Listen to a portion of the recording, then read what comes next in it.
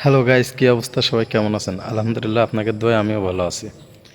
আমি বর্তমান আছি আমার বাসা। এটা নতুন বাড়ি করতেছি আর কি, এখন শেষ উঠি নাই। আর আমি যে 13-10-39 যে গাড়িটা চালাইতাম, গাড়িটা কিন্তু ছেড়ে দিছি, কিংবা চাকরি নেই, যে যেটা বলেন সেটাই ঠিক আছে।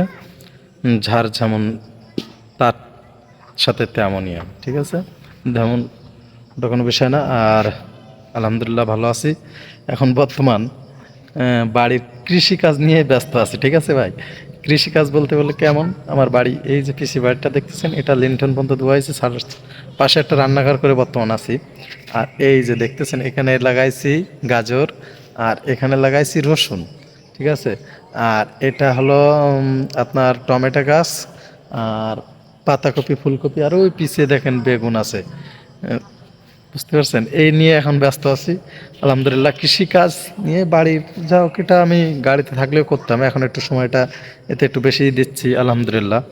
আর সবাই আমার জন্য একটু দোয়া করবেন, ইনশাল্লাহ। আলহামদুলিল্লাহ, আপনাদের দোয়ায় সুস্থ আছি, ভালো আছি।